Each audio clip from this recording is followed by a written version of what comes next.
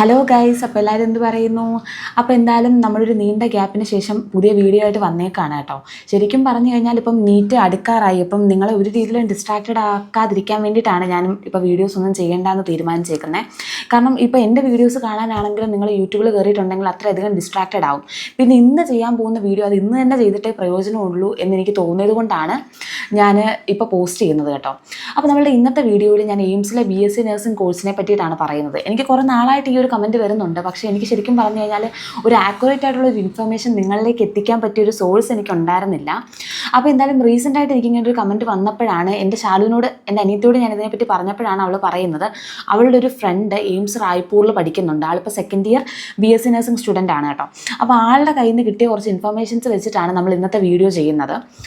അപ്പോൾ അപ്പോൾ നിങ്ങൾ എയിംസിലെ BSc നഴ്സിംഗ് കോഴ്സുകളിലേക്ക് അവർ ആപ്ലിക്കേഷൻ ഇൻവൈറ്റ് ചെയ്ത് തുടങ്ങിയിട്ടുണ്ട്. അപ്പം ഇതെന്ന് പറയുന്നത് 3 സ്റ്റെപ്പിലായിട്ടാണ് ഈ രജിസ്ട്രേഷൻ പ്രോസസ്സ് നടക്കുന്നത്.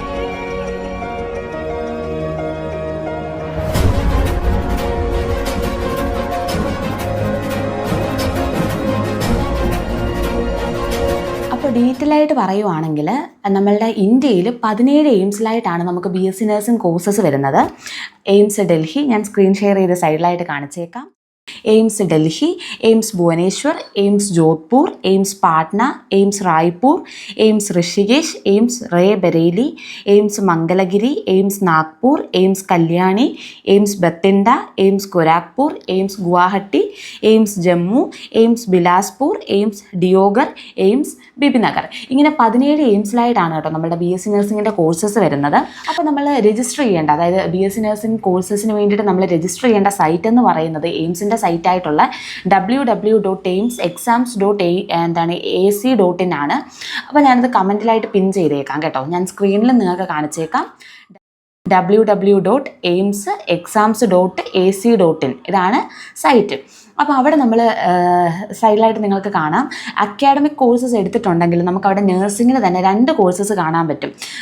BSc ഹോൺസും കാണാൻ പറ്റും, BSc പോസ്റ്റ് ബേസിക് എന്ന് പറയുന്ന ഒരു കോഴ്സും കാണാൻ പറ്റും. ഈ BSc പോസ്റ്റ് ബേസിക് എന്ന് പറയുന്ന കോഴ്സ് എന്ന് പറയുന്നത് നമ്മൾ ജനറൽ നഴ്സിംഗ് കഴിഞ്ഞിട്ട് BSc നഴ്സിംഗ് എടുക്കാൻ താല്പര്യമുള്ളവർക്ക് ജോയിൻ ചെയ്യേണ്ട കോഴ്സാണ് കേട്ടോ. അപ്പോൾ ഇതിൻ്റെ രജിസ്ട്രേഷൻ എന്ന് മുതലാണ് സ്റ്റാർട്ട് ചെയ്യുന്നത്, ഡേറ്റ് എന്ന് വരെ ഉണ്ട്, അങ്ങനത്തെ ഡീറ്റെയിൽസ് കാണാൻ വേണ്ടിയിട്ട് നമ്മൾ ഫ്രണ്ടിലായിട്ടുള്ള ഒരു നോട്ടിഫിക്കേഷൻസിൽ ചെക്ക് ചെയ്ത് കഴിഞ്ഞ് കഴിഞ്ഞാൽ നിങ്ങൾക്ക് ഈ ഒരു വിൻഡോ ഓപ്പൺ ആവുന്നതാണ്. അപ്പോൾ ബേസിക് രജിസ്ട്രേഷൻ സ്റ്റാർട്ട് ചെയ്യുന്ന ഡേറ്റ് എന്ന് പറയുന്നത് April 8 മുതൽ ഓൾറെഡി സ്റ്റാർട്ടായിട്ടുണ്ട്. എൻഡ് ചെയ്യുന്ന ഡേറ്റ് എന്ന് പറയുന്നത് May 7 വരെയാണ്. അപ്പം നിങ്ങൾക്ക് മനസ്സിലായിട്ടുണ്ടല്ലോ. അപ്പോൾ വളരെ അർജൻറ്റായിട്ട് ഞാൻ ഈ വീഡിയോ ചെയ്യാനുള്ള കാരണം അതാണ്. കാരണം May 7 വരെ നമുക്ക് ഡേറ്റ് ഉള്ളൂ. ഓൾറെഡി ബേസിക് രജിസ്ട്രേഷൻ്റെ പ്രൊസീജിയേഴ്സ് സ്റ്റാർട്ട് ചെയ്തിട്ടുണ്ട്. അപ്പോൾ നമ്മളുടെ basic registration details normally enter ചെയ്ത് നമ്മൾ അവർ ആപ്ലിക്കേഷൻ അക്സെപ്റ്റ് ചെയ്യുമ്പോൾ തന്നെ നമുക്ക് കോഡ് മെയിലിൽ വരുന്നതാണ്. ചിലവർക്ക് ചെയ്യുന്ന സമയത്ത് തന്നെ വരും, ചിലവർക്ക് ഒന്ന് കുറച്ച് ഡിലേ ആയിട്ട് വരുന്നതായിരിക്കും. അപ്പോൾ ഈ കോഡ് വന്നാൽ മാത്രമേ നമുക്ക് ഫൈനൽ രജിസ്ട്രേഷൻ ചെയ്യാൻ പറ്റൂ. അപ്പോൾ ഈ കോഡ് വരുന്ന ഡേറ്റ് എന്ന് പറയുന്നത് 17, അതായത് നമ്മുടെ April 17 മുതൽ May 15 വരെ നിങ്ങൾക്ക് കോഡ് വരും. അതായത് നമ്മൾ ബേസിക് രജിസ്ട്രേഷൻ കംപ്ലീറ്റ് ചെയ്തിട്ടുണ്ടെങ്കിൽ ഈ ദിവസങ്ങൾക്കിടയിൽ നമുക്ക് കോഡ് വരും. സാധാരണ നമ്മളിപ്പോൾ രജിസ്ട്രേഷൻ കംപ്ലീറ്റ് ചെയ്ത് അപ്പം തന്നെ മെയിലിൽ വരുന്നതാണ് സംഭവം. പിന്നെ ഫൈനൽ രജിസ്ട്രേഷൻ, ഈ കോഡ് വന്നവർക്ക് മാത്രമേ ഫൈനൽ രജിസ്ട്രേഷനിലേക്ക് കടക്കാൻ പറ്റത്തുള്ളൂ. അതിൻ്റെ ഡേറ്റ് വരുന്നത് April 17 മുതൽ May 15 വരെയാണ് കേട്ടോ. അപ്പോൾ ഫൈനൽ രജിസ്ട്രേഷൻ ഈ ഒരു ഡേറ്റിനുള്ളിൽ ക്ലോസ് ആവുന്നതായിരിക്കും. അപ്പോൾ ഫീസ് പേയ്മെൻറ്റും നമ്മളിപ്പോൾ എക്സാമിന്, അതായത് സിറ്റിയൊക്കെ ചൂസ് ചെയ്യുന്നത് ഫൈനൽ രജിസ്ട്രേഷൻ സമയത്താണ്. അപ്പോൾ ബേസിക് രജിസ്ട്രേഷൻ എന്ന് പറയുന്നത് നമ്മളുടെ ഡീറ്റെയിൽസും കാര്യങ്ങളൊക്കെ എൻ്റർ ചെയ്ത് കൊടുക്കുന്നതാണ്. ആ കൊടുത്തേക്കുന്ന ഡീറ്റെയിൽസ് എല്ലാം അക്സെപ്റ്റ് ചെയ്യുവാണെന്നുണ്ടെങ്കിൽ നമുക്ക് ഒരു കോഡ് വരും. ആ ഒരു കോഡ് വന്നിട്ടുണ്ടെങ്കിൽ മാത്രമേ നമുക്ക് ഫൈനൽ രജിസ്ട്രേഷനിലേക്ക് കടക്കാൻ പറ്റത്തുള്ളൂ.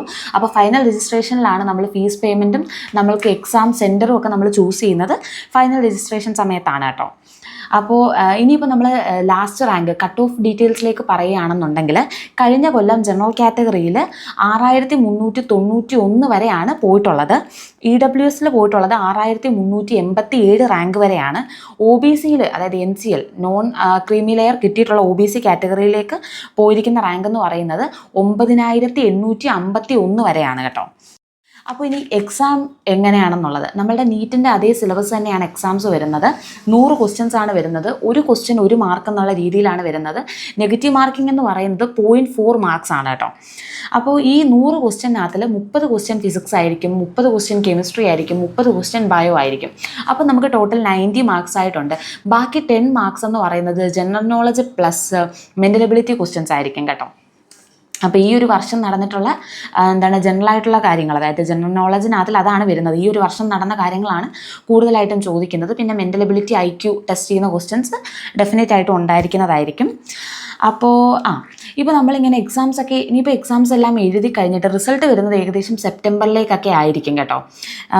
ഇത് നമ്മൾ സൈറ്റ് ഇടയ്ക്കിടയ്ക്ക് ചെക്ക് ചെയ്തുകൊണ്ടിരിക്കുക, സൈറ്റിൽ നമ്മൾ കൊടുത്തിട്ടുള്ള മെയിലും ചെക്ക് ചെയ്തുകൊണ്ടിരിക്കുക. അതിനകത്ത് നമുക്കൊരു PDF ആയിട്ടാണ് നമ്മളുടെ റിസൾട്ട് വരുന്നത്. അപ്പോൾ ഈ PDFനകത്തിലെന്ന് പറയുമ്പോഴത്തേക്കും നമ്മളുടെ രജിസ്റ്റർ നമ്പർ ഉണ്ടോ എന്ന് നിങ്ങൾ ചെക്ക് ചെയ്ത് നോക്കുക. ചെക്ക് ചെയ്ത് നോക്കിയിട്ടുണ്ടെങ്കിൽ നമുക്ക് കിട്ടാം എന്നേ പറയാൻ പറ്റൂ. അതായത് അഡ്മിഷൻ കിട്ടി എന്നല്ല അതിൻ്റെ അർത്ഥം. അതെന്ന് പറയുന്നത് ഈ റാങ്ക് ലിസ്റ്റിലുള്ളവരെയാണ് അവർ അഡ്മിഷൻ പ്രൊസീജിയേഴ്സിന് വേണ്ടിയിട്ട് പരിഗണിക്കുന്നതെന്നേ നമുക്ക് പറയാൻ പറ്റും. അതായത് BSc നഴ്സിംഗിന് അപ്ലൈ ചെയ്ത കൊച്ചുങ്ങൾ വേറെ പല കോഴ്സുകളും അതായത് ഇപ്പോൾ നീറ്റ് അടക്കമുള്ള പല എക്സാംസും എഴുതിയിട്ടുണ്ടാകും. അപ്പം അവർ കുറച്ചും കൂടെ കൂട്ടിയിട്ടേ റാങ്ക് ലിസ്റ്റ് ഇടത്തുള്ളൂ. കാരണം ഇൻ കേസ് ഇവരൊക്കെ അങ്ങോട്ടോ ഇങ്ങോട്ടോ പോയി കഴിഞ്ഞാലും ഈ കോഴ്സിനകത്ത് ഉൾപ്പെടേണ്ട കുട്ടികൾ വരുന്നൊരു സാഹചര്യത്തിലായിരിക്കും അവർ റാങ്ക് ലിസ്റ്റ് ഇടുന്നത്. അപ്പോൾ ഈ റാങ്ക് ലിസ്റ്റിലുള്ള എല്ലാവർക്കും കിട്ടുമെന്ന് നമുക്ക് പറയാൻ പറ്റത്തില്ല. അപ്പോൾ ഇത് കഴിഞ്ഞിട്ട് നമ്മൾ അഡ്മിഷൻ കാര്യങ്ങൾക്ക് വേണ്ടിയിട്ട് രജിസ്റ്റർ ചെയ്ത് തുടങ്ങുക. അതായത് ഫസ്റ്റ് റൗണ്ടിലേക്ക് നമ്മൾ അപ്ലൈ ചെയ്ത് തുടങ്ങുക.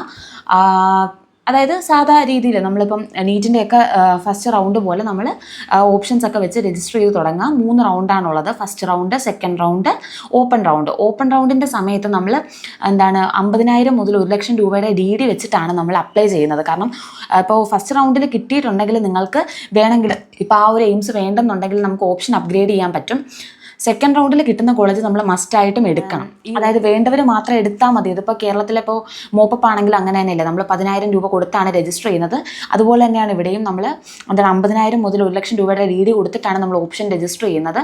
അപ്പോൾ ഈ ഓപ്ഷൻ നമുക്ക് അതായത് ഒരു കോളേജ് കിട്ടുമെന്നുണ്ടെങ്കിൽ മാത്രം നമ്മൾ ആ ഒരു പേയ്മെൻറ്റ് പോകത്തുള്ളൂ. അല്ലെങ്കിൽ നമുക്ക് നമ്മൾ കൊടുത്ത ആ ഒരു പൈസ നമുക്ക് റീഫണ്ടായിട്ട് കിട്ടുന്നതായിരിക്കും. അപ്പോൾ അങ്ങനെ ഇനിയിപ്പോൾ നമുക്ക് പറയുന്നത് കോളേജ് എങ്ങനെയുണ്ട്, എയിംസൊക്കെ മൊത്തത്തിൽ എങ്ങനെയുണ്ട്, ഹോസ്റ്റലും കാര്യങ്ങളൊക്കെയാണ്. എനിക്ക് കിട്ടിയൊരു ഇൻഫർമേഷൻ വെച്ച് എയിംസ് അടിപൊളിയാണെന്നാണ് ആ കുട്ടി പറഞ്ഞത് എൻ്റെ അടുക്കെ. അത്യാവശ്യം ഒത്തിരി പ്രോഗ്രാംസും കാര്യങ്ങളൊക്കെ ഉണ്ട്. നല്ല ആക്റ്റീവായിട്ടുള്ളൊരു സംഭവമൊക്കെ തന്നെയാണ്. MBBS സ്റ്റുഡൻസിനെ പോലെ തന്നെ BSc നഴ്സിങ്ങിന് അത്യാവശ്യം പ്രോഗ്രാംസും കാര്യങ്ങളൊക്കെ ഉണ്ട്. പിന്നെ ഹോസ്റ്റൽ എന്ന് പറയുമ്പോഴത്തേക്കും ഡൽഹിയിൽ റൂം ഷെയറിംഗ് ഉണ്ടെന്നാണ് പറഞ്ഞത്. ഹോസ്റ്റൽ റൂം ഷെയറിംഗ് ഉണ്ട്. 2-3 പേര് നിങ്ങളുടെ റൂമിനകത്തിലുണ്ടാവും. അതായത് ഇപ്പോൾ റായ്പൂരിലാണെങ്കിൽ സിംഗിൾ റൂം ആണെന്നാണ് ആ കുട്ടി പറഞ്ഞത്. അതായത് ഒരാൾക്ക് ഒരു റൂം എന്നുള്ള രീതിയിലാണ് എയിംസ് റായ്പൂരിലുള്ളത്. പിന്നെ അവൾ പറഞ്ഞൊരു കാര്യമെന്ന് പറയുന്നത് എയിംസ് ഋഷികേശിൽ ഫീസ് ഉണ്ട് കേട്ടോ. 25,000 പെർ ഇയർ ഫീസ് ഉണ്ട്. ബാക്കി ഒരു എയിംസിലും ഫീസ് ഇല്ല കേട്ടോ. ഫുൾ ഫ്രീ ആണ്. നമുക്ക് കോഴ്സ് ഫീ 0 ആണ് കേട്ടോ. പിന്നെ നമ്മൾ ജോയിൻ ചെയ്യുന്ന സമയത്ത് ഒരു 3,000-നും 4,000-നും ഇടയ്ക്കുള്ളൊരു എമൗണ്ട് നമ്മൾ അവിടെ പേ ചെയ്യേണ്ടി വരും. അതായത് അഡ്മിഷൻ ആ ഒരു കാര്യങ്ങൾക്കൊക്കെ വേണ്ടിയിട്ട്. അതിനുശേഷം അതെന്ന് പറയുന്നത് ഈ മൊത്തം നമ്മളൊരു 4 കൊല്ലത്തേക്കുള്ള ഫീസാണ്. അതിനുശേഷം പിന്നെ നമ്മൾ യാതൊരുവിധ ഫീസും പേ ചെയ്യേണ്ട കാര്യമില്ല. പിന്നെ നമുക്ക് ആകെ വരുന്നത് മെസ് ഫീസ് മാത്രമാണ്. മെസ് ഫീസ് എന്ന് പറയുന്നത് എയിംസ് റായ്പൂരിൽ മാത്രമാണ് എനിക്കിപ്പോൾ അറിയാവുന്നത്.